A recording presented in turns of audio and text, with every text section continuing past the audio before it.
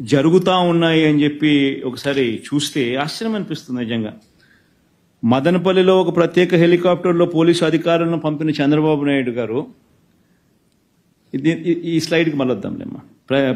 ప్రత్యేక హెలికాప్టర్లో పంపించిన చంద్రబాబు నాయుడు కర్నూలు జిల్లాలో మచ్చుమరిలో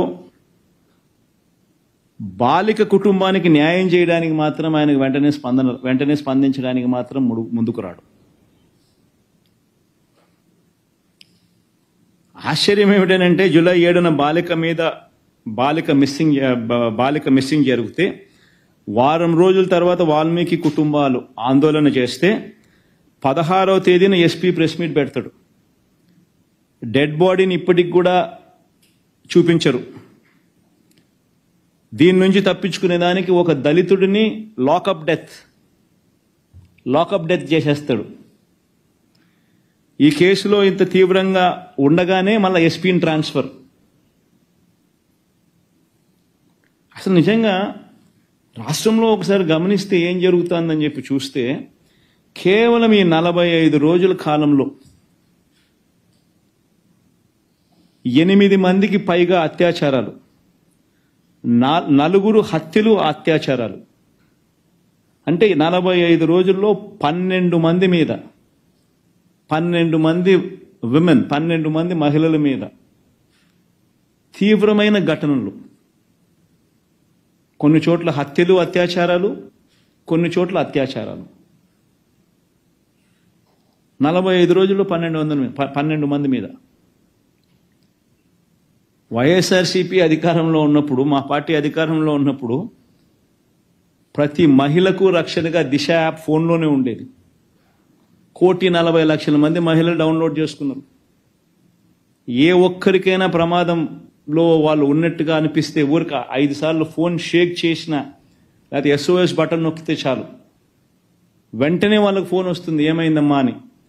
వాళ్ళు కన్నా ఫోన్ ఎత్తకపోతే 10 నిమిషాల్లోనే పోలీసు సోదరుడు వచ్చి ఆ అక్క చెల్లెమ్మను సమక్షంలో నిలబడి ఏమైందక్క అని చెప్పి అడిగే పరిస్థితి.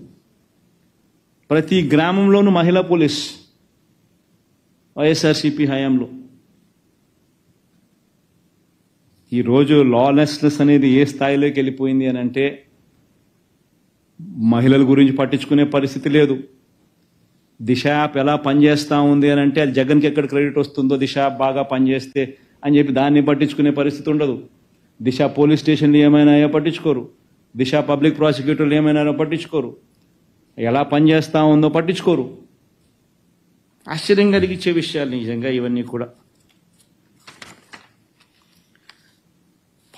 పల్నాడు విషయంలో కళ్ళు నిజంగా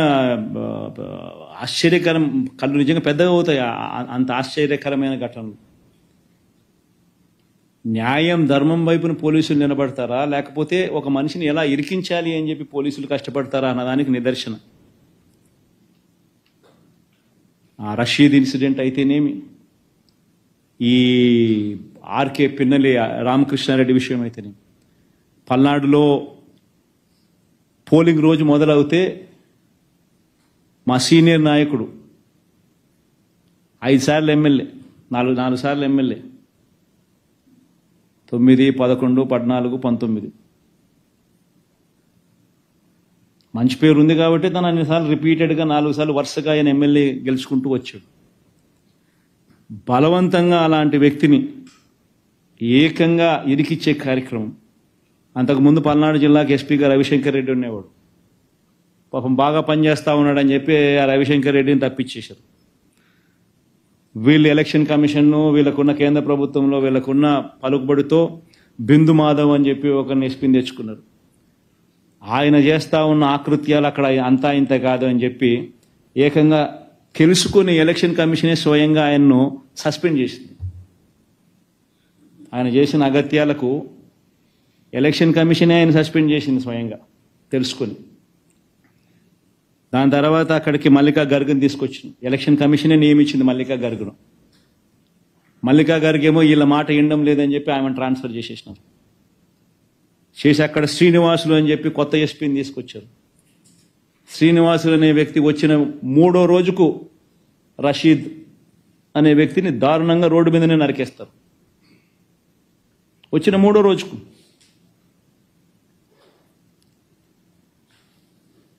అసలు ఏ రకంగా జరుగుతా ఉందంటే, ఇప్పుడు ఆ స్లైడ్ ఏమో, ఆ రెడ్ బుక్ సైడ్ ఇది చూడండి ఒకసారి, ఈ సైట్ ఒకసారి మీరు చూడండి, హోర్డింగ్ చూడండి ఒకసారి. ముఖ్యమంత్రి కొడుకు, మంత్రి, క్యాబినెట్లో మంత్రి, ఏకంగా రెడ్ బుక్ అని చెప్పి తాను హోర్డింగ్ పెట్టి రాష్ట్ర వ్యాప్తంగా ఈ హోర్డింగ్ను పెడితే ఏం మెసేజ్ పంపిస్తా ఉన్నాం మనం పోలీసులకు?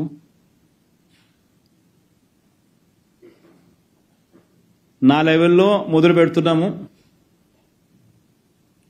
మేము హత్యలు చేస్తాము, అత్యాచారాలు చేస్తాము, ఆస్తులు ధ్వంసం చేస్తాము, గొడవలు చేస్తాము, పోలీసులు ప్రేక్షక పాత్ర వహించాల్సిందే అని చెప్పినట్టు కాదా?